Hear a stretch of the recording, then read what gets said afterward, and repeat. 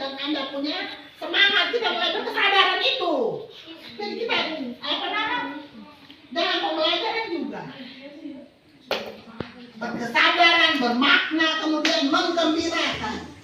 Anak ini kami guru tidak boleh tekan kamu. Jadi apa yang pembelajaran, kita membangkitkan Anda punya semangat dulu. Maka tadi saya bilang sudah makan. Kenapa tidak makan? Iya, supaya Anda punya berpikirnya itu hari itu ada konsep dalam mata pelajaran itu. Iya. Anda juga terima pelajaran harus menyenangkan. Jangan menjadi sebuah tekanan. Baik, kalau begitu tujuan daripada literasi di kelas itu apa? Menambah pengetahuan lagi. Tujuannya kita buat pojok baca. Itu untuk apa? Coba Bu, kita atur dia baik-baik. Itu tujuannya untuk apa? Coba. Kalau ruangan kosong begini, kayaknya membosankan orang bilang boring. Tapi kalau ruangan itu buku ditata yang baik, ada slogan-slogan yang ditempel di situ, itu artinya Anda masuk dalam kategori tempat ini kita harus gunakan baik-baik, kelas kosong, izin supaya baca. Membaca jendela dunia atau dalam slogan, kata orang ngomongnya seperti itu. Baik, tujuan literasi di kelas. Ini tujuan ibu mereka buat pojok doa dan segala macam pohon literasi yang ada di papan itu untuk apa? Coba. Ya? Di aura Anda masuk ke dalam itu supaya apa di sini? Coba. Menumbuhkan budaya Anda apa? Coba. Iya. Menumbuhkan budaya Anda gemar membaca. Membaca itu akan menjadi suatu hobi. Jadi literasi itu bukan kata kebiasaan, tetapi di balik itu kita menambah kita punya mindset, pola pikir kita punya. Dengan membaca, jangan berpikir sebentar literasi, jangan menjadi budaya itu. Tapi itu kita harus menumbuhkan semangat kita supaya dalam berliterasi, membaca, menulis dan lain sebagainya kita akan menjadi lebih baik. Sisa predikat kami sudah berpikir tinggi saya. Menjadi hebat, 7 kebiasaan itu Anda harus lakukan. Yang kelima itu gemar membaca. Ya tahu ada apa? Belajar. Dari belajar itu antara lain kita membaca. Iya. Jadi tadi gemar membaca dan menulis di lingkungan sekolah. Kemudian yang kedua, meningkatkan kemampuan setiap hari. Anda punya kemampuan untuk berpikir kritisnya sudah jalan. Jadi kita tidak hanya berpikir di skop yang kecil, tapi sudah luas. Kemudian yang ketiga, dengan berliterasi Anda bisa mengembangkan keterampilan literasi dasar. Itu antara lain. Literasi dasar itu antara lain apa tadi 4 keterampilan itu? Mendengar, menulis, membaca dan berbicara. Iya. Kalau di dalam bahasa itu berbicara itu yang kedua. Tetapi dalam literasi itu kenapa membacanya ditaruh yang keempat? Jadi di situ kita harus. Halo. Bisa dengar Ibu? Kamu bisa dengar Ibu? Atau bosan? Bosan hanya karena tidak fokus. Kalau kamu fokus berarti Anda paham. Iya. Jadi dalam literasi mendengar, membaca, menulis dan bicara. Jadi setelah kita membaca semua, akhirnya Anda disuruh buat pantun. Anda disuruh meresensi buku. Anda disuruh untuk speak, debate, pidato, debat. Itu yang terakhir kita omong. Kalau kan Anda semakin tidak mau belajar membaca, ketika guru beri pertanyaan, Anda tidak bisa jawab. Kenapa? Kosakatanya tidak ada. Anda tidak paham. Seperti tadi, kenapa Anda pagi tidak mau makan? Tidak mau. Jawaban itu tidak dibenarkan. kan saya? Sebagai anak sekolah, karena Anda tidak berpikir kritis dan mau mengungkapkan tidak bisa karena perbendaharaan kata atau faktornya tidak ada. Kalau kita semakin baca, kita punya kosakata semakin banyak, kita menulis juga oke, saja. Guru dan siswa itu kita berkolaborasi, kerjasama. Setelah dua kita lewati, tujuan yang ketiga itu apa? Literasi nih, literasi kelas nih.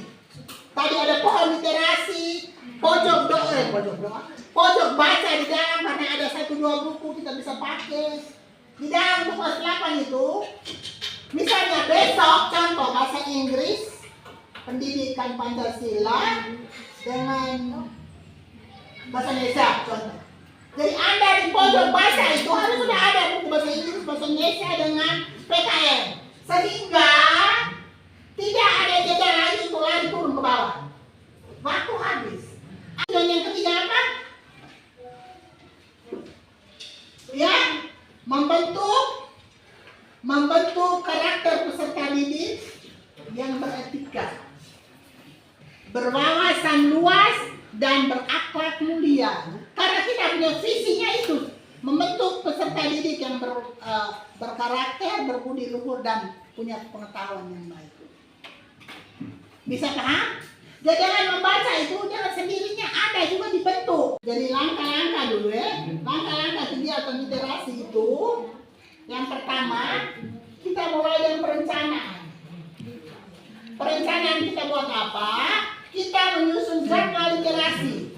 Jadi sudah menjadi kebiasaan ya, sebelum pelajaran 15 menit, ya kan? Kita berliterasi, membaca atau guru biasa dengan matematika, ibu email mereka dengan benua yang terbesar atau penduduk yang terkaya, penduduk yang terbanyak, penduduk yang paling miskin, ada kan? Misalnya di TikTok itu ada. Itu sebelum pelajaran kita merencanakan bahwa untuk menyusun jadwal kita literasinya 15 menit. Itu dengan menentukan tema literasi bulanan. Ya. Jadi yang pertama kita mungkin literasi tentang lingkungan. Membaca senyap. Membaca senyap itu artinya apa? Dalam membaca dalam hati. Iya, membaca read in your heart, baca dalam hati. Kemudian membaca nyaring. Membaca nyaring dalam bahasa Inggris reading aloud. Bisa membaca dengan suara itu. Iya. Kemudian lagi setelah membaca Anda buat apa? Diskusi. Diskusi tentang isi bacaan itu. Kemudian yang ketiga, menulis ringkasan. Ringkasan bacaan itu seperti Anda bisa tulis puisi atau opini berdasarkan bacaan itu. Tahu opini? Tahu opini? Tanya, ambil tidak. Nanti lama-lama kamu jawab, saya malas Saya takut. Satu saat saya tanya kan malas. Jangan punya kebiasaan itu, bukan anak Indonesia. Membaca senyap. Membaca senyap itu artinya apa? Dalam membaca dalam hati. Iya, membaca read in your heart, baca dalam hati. Kemudian membaca nyaring. Membaca nyaring dalam bahasa Inggris reading aloud. Bisa membaca dengan suara itu. Iya. Kemudian lagi setelah membaca Anda buat apa? Diskusi. Diskusi tentang isi bacaan itu. Kemudian yang ketiga, menulis ringkasan. Ringkasan bacaan itu seperti Anda bisa tulis puisi atau opini berdasarkan bacaan itu. Ada pendapat yang lain? Iya. Kemudian menampilkan berkarya siswa. Anda punya karya yang tadi Anda sudah baca buku, sudah paham, kemudian Anda tulis, Anda pajangkan di pojok itu. Pojok apa namanya? Pojok baca. Iya. Bisa?